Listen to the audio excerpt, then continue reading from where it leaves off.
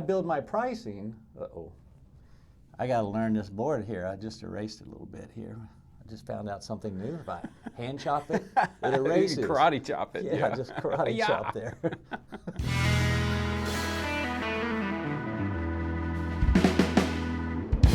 All right.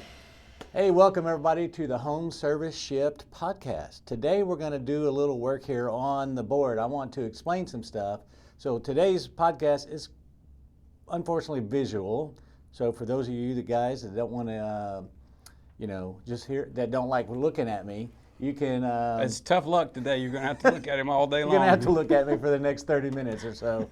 So I apologize for that. You just can't listen, but maybe you can get. I guess you could listen because I'm going to explain everything I'm writing down, but when I'm done writing it down, you'll understand it better, I think. I think we learn in different ways, don't we? Yep, tactile, yeah, visual, listening. So I'm trying to reach you any way I can so we can learn about this stuff, because when I do coaching, I have a 90-day program where I turn businesses around in 90 days. And it's so dramatic that it doesn't take years. Like when you join a best practice group, there's some great stuff that comes out of those things, but they never really get down to the meats and potatoes on your business. It's the group, and it's formulas for the group. And it's like, I've got guys that are on flat rate, right? Everybody's on flat rate. I've got them at 300 an hour, 500 an hour, 700 an hour. And you know what I see consistently, no matter what their rate is? I see 30 to 40% gross profit. It doesn't matter if they're 300 or 700. It's always the same, because the traditional way of pricing with flat rate doesn't work. It doesn't give you the true answers of what you're looking for. That's why I created margin pricing. I don't know if I created it from the very beginning of time. Maybe I saw it somewhere. I don't know. But I know in my business, this is all I've used since 2003. I went to flat rate in 1998 when everybody thought I was crazy and called me, a crook and all these things because I was flat rating back in those days. I have a quick question. Yeah. Why were people calling you a crook because of that? Because this industry doesn't know how to change.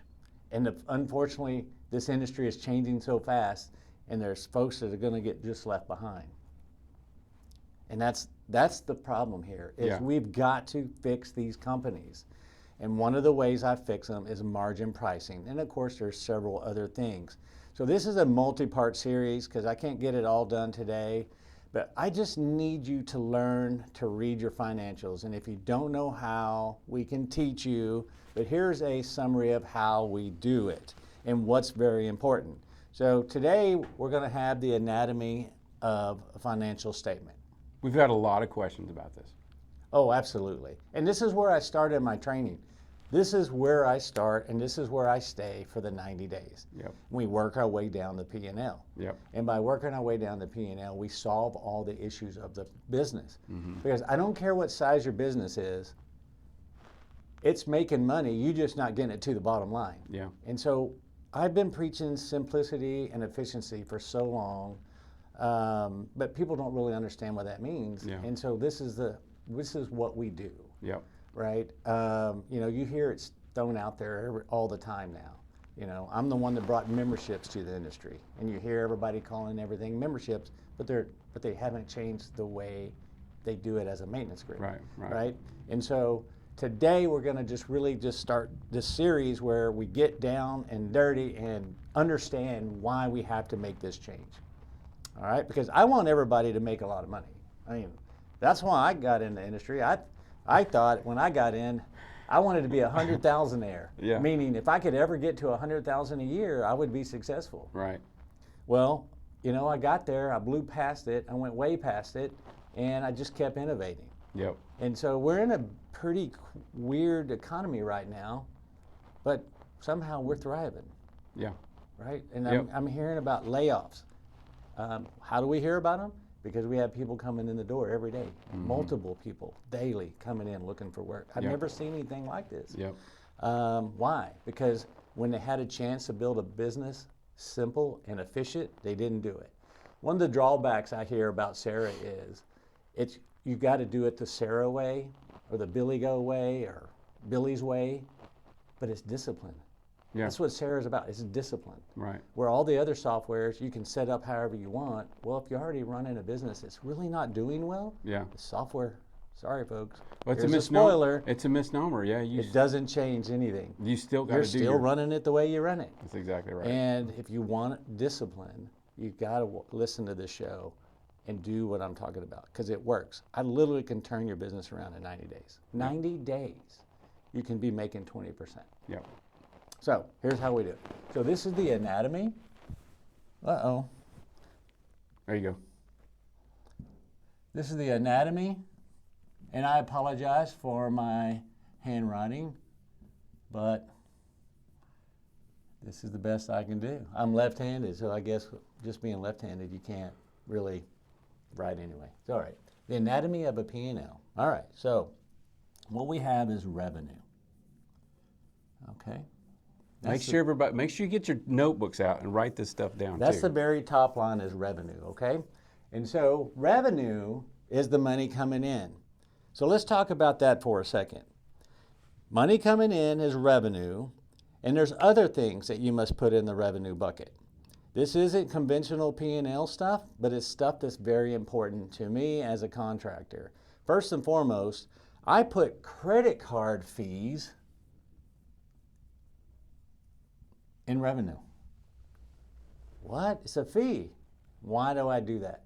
It's money you don't receive. So it's a negative number.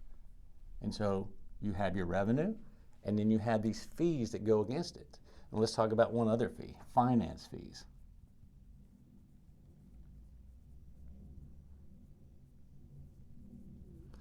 All right, so I put finance fees in revenue. Why in the world do I do that? Well, let me explain. Finance fees is money that never enters your bank account. It is literally subtracted, and then you get the remaining money. So for instance, if you sell something for $1,000 and you have a 10% finance fee, you only get a wire, check, or however you receive your money, direct deposit, for $900, okay? So when this goes on over and over and over throughout the year, these fees, you're building your prices. Think about this for a second. You're building the price of your product based off, it's based off of this revenue. Okay? A lot of companies put this, and a lot of accountants and best practice groups say put this into your overhead costs. Okay? We're still allowing for it throughout the business, right? It's still there on the P&L somewhere. But if we put it here, Yeah. we can really start adjusting our pricing off of the reality. So remember I said $1,000? Let's just say this business did $1,000. Yeah. But there's only $900 in the revenue bucket when you do this. Right. Why is that important? Because I want to build my pricing off of this number, not this number. That's a $100 difference. It makes a huge difference. Okay? When you go to, add a zero, now we're at 9,000, 900,000, 90,000. It makes a big difference. Mm-hmm. Okay? And throughout the year, this accumulates. This is just one $1,000 job. And so if I build my pricing, I got to learn this board here. I just erased it a little bit here. I just found out something new. If I hand chop it, it erases. You can karate chop it. Yeah, just karate chop there. So I'm learning here. All right, so now that we know that we need to make our pricing off of 900, this will allow us to create better margins, all right, and get our pricing better. However, using flat rate pricing, like I said, we can't control this because we use a arbitrary number and a bunch of formulas, and then to make it all fit, we divide it by 2. Yeah. I mean, it's the craziest thing I've ever seen. I will be honest with you. I am where I am today because of flat rate. But I am, as a business owner, and it's the successes that I've created. But to be honest with you, though, it was the movement from flat rate to margin pricing that changed my world. Okay? And we're talking about over 20 years ago now. All right? So by doing this, I am capturing my costs better. So if I want to make my price book more accurate, I know that I need to price off of this because that's all I'm really bringing in. Right. So this money gets lost. Okay? Everybody follow me, I hope, so far. All right. So essentially you're putting the credit card fees, finance fees, you're putting it next to it just so you don't, it's there, it's top of mind.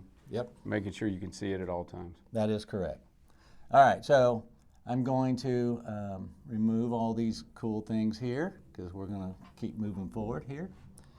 And all right, so now we have the revenue. We talked about putting the credit card fees and finance fees in revenue.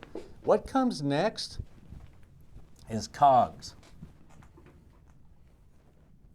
COGS stands for cost of goods sold. All right, what does it cost you to run a job? This is only associated with running a job. This is not your overhead cost. That comes later. So what does it cost you to pay your men? What does it cost you for the materials? What does it cost you for the permitting? What does it cost you for subcontractors? These are the things, equipment. These are the things that go in COGS, cost of goods sold. And this is where all the money in the business is either won or lost. I'm telling you 100% it's right here in COGS. All we hear from everyone is revenue, revenue, revenue, revenue. I coach businesses from 1 million to 50 million. And this revenue doesn't matter if this isn't correct. Yep. If COGS isn't correct, those companies, no matter how large they are, do not make any money. And then once we fix that, then we go into the overhead and we start fixing that as well. But the main thing is COGS mean everything. All right? And so once again, I'll repeat it. COGS are what it costs you to pay your men in the field. This is your installers, this is your techs, this is your plumbers, your electricians, your garage door guys, whoever goes out and does work. Your installers, your helpers, people that deliver materials to the job. All these people need to be captured in the COGS. They cost you money, and they are actually the reason why you get work done. And so they belong in the COGS, okay? So once we get to COGS, then we have what's called a gross profit.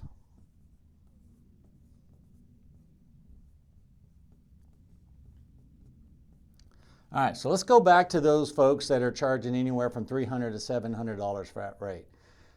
No matter what I see the same thing. The gross profits are 30 to 40%. And I'm telling you now, I don't know what I'm doing wrong here.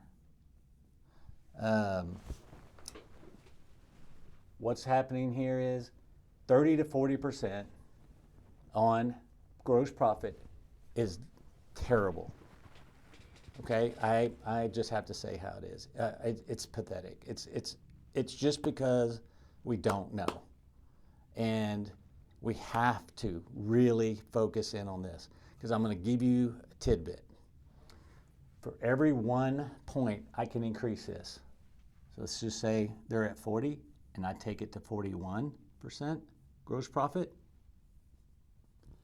That is a 10%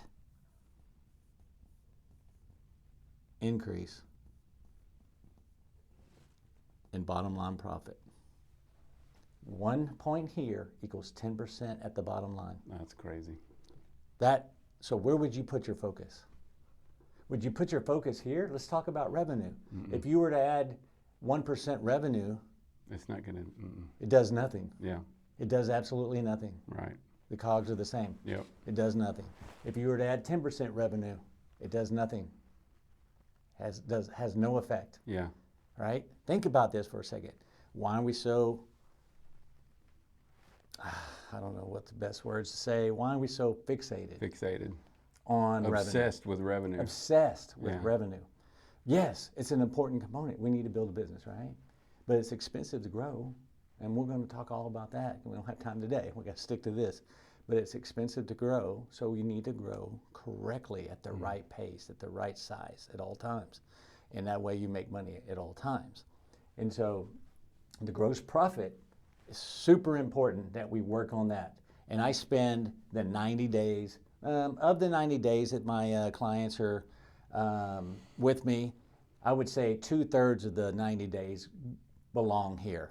And I call this above the line, right? This is everything that it costs to do a job. The money brought in, what it costs to do the job. And then below the line, we have overhead cost. Okay, these are the rent, the people in the office salaries, the utilities, all these things that you have to support a business. In other words, the support system, right? You have to have support.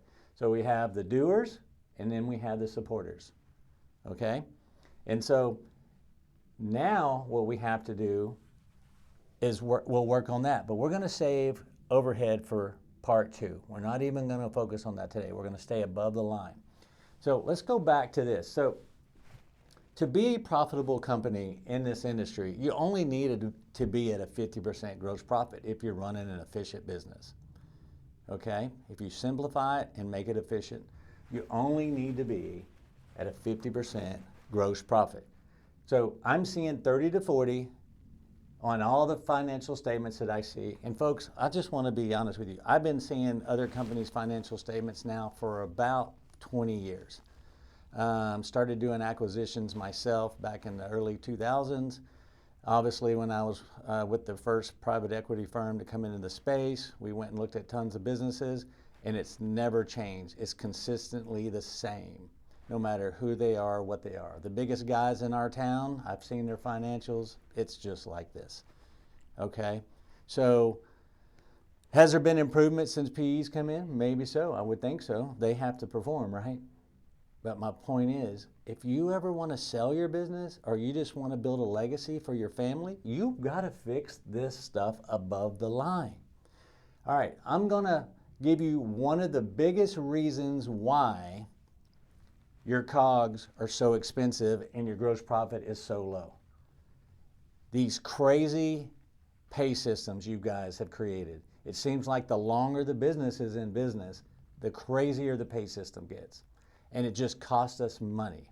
So I'm going to move on to that hit on that just for a second. That is another big question or comment we normally get is pay systems. Yes. Yep. Oh yeah, I think it's How do you do pay systems? I think it's number one.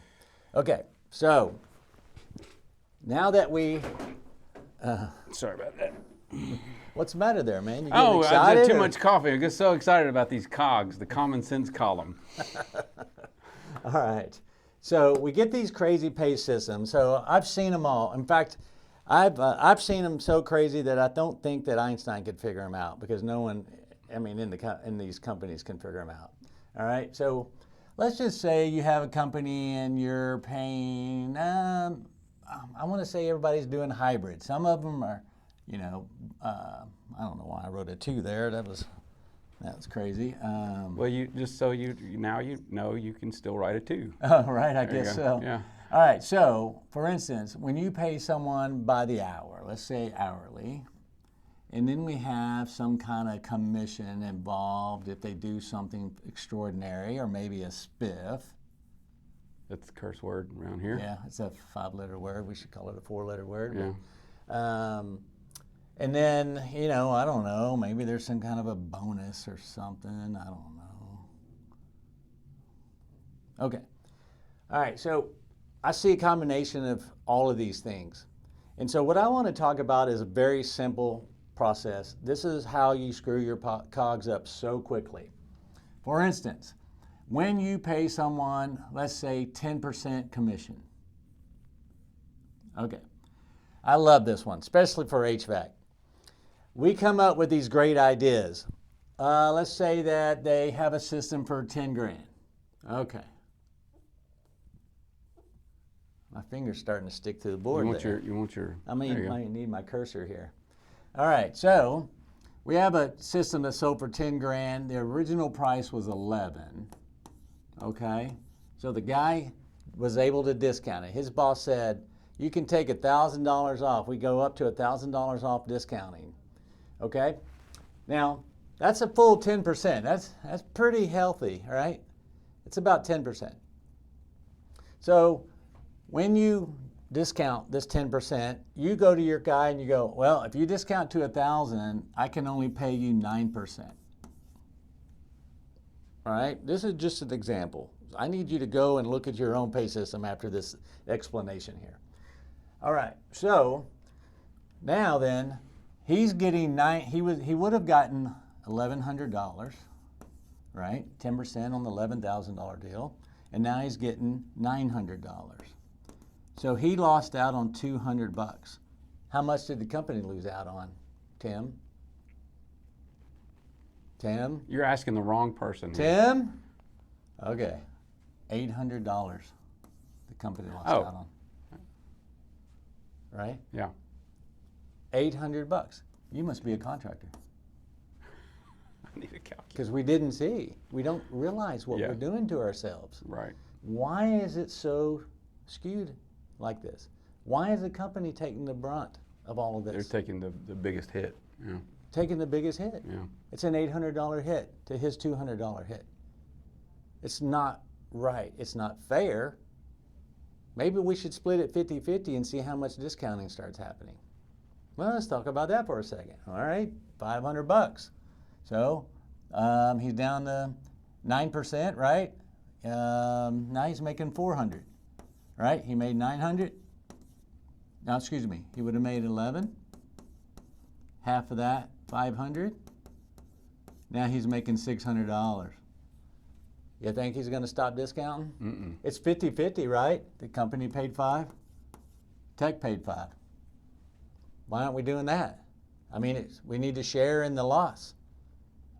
But no, we do these crazy things that we don't realize how dramatic they are and detrimental they are to your business. Over and over and over. Over and over and over and over again. Yeah. Times that, times all your tax. Oh yeah. I typically see discounting in the neighborhood of 5 to 6% of the revenue across the board. So 5 or 6% that we could, so there's 5 or 6 points. Remember that 40? Yep. On the 30 to 40 that these guys were having on their gross profit. You're just adding percentages. Right? If I just fix this little thing right here, just this one scenario right here, now I've just gained 6 points because I quit discounting, really. So I could gain probably like 3 points. So let's call it 43, okay? So now your gross profit's up to 43, which is a 30% improvement down below on the bottom line, okay? Just this one little thing, okay? However, I still don't like this because what you should really be doing is building your price on the 11,000. Let me erase this. We're going to go one step further. I'm sitting around. I'm so used to a whiteboard. I was looking for an eraser. Looking for the eraser. We can get you an eraser if you want. I don't need an eraser. I got it. Okay. So what we have here next is what I think you should do to help improve this a ton. You should have, this kind of goes into memberships, not maintenance agreements, memberships. This is where the value is. Memberships are for the consumer, not for the business, even though the business wins the most. Maintenance agreements are to try to keep guys busy in the winter or off season or whatever, and it costs the company money.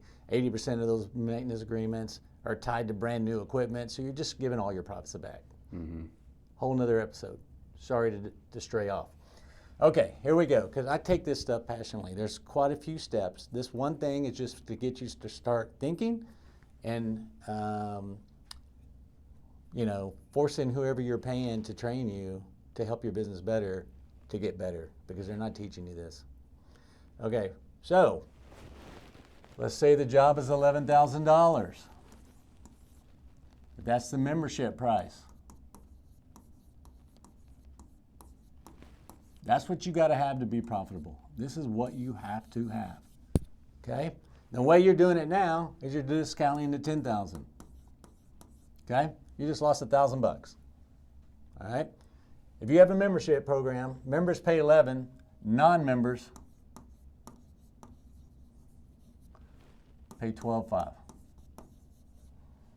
That's a $1,500 discount. You just sold it on a $1,000 discount, right? You just sold it on a $1,000 discount. Wouldn't it be easier to sell it on a 1,500 discount to 1,100 and not even be discounted at all? So what I always say, you always discount, but you never discount. It's built in. Right? It's all built in. I just got my full price. I've just taken my gross profit to 50%. Just like that. Because that's how I built my pricing. Mm-hmm. But you have to build margin pricing too. And we'll get into how to do that on another episode, of course. So, can you see how a membership is not a maintenance agreement? This is really what a membership is for, is making the point of sale. To make sure you can sell something and make a discount. So, the way we do it, real big, circled, you saved $1,500. I gave them a discount without them even asking because of this setup. Okay? And I received full price, no discounting at all, even though I discounted $1,500. Yeah. See how this works? It's so simple. Over here, you lost $1,000. Over here, you got everything. Yep. You got everything you could get. You got exactly what you needed. And I'm going to stop right there, and we look forward to seeing you on the next episode. Have a great day. Appreciate you. Reach out if you need me, billy@billygo.com. Please like and subscribe. Our viewership is just growing like crazy, and I am so happy for everyone that checks this out. And for all the folks that are going through my coaching right now, I hope you're enjoying this because this is exactly what we do on day one. Yeah. People are catching on. It's crazy. Yeah. All right. Well, have a good one, everybody. Thank you.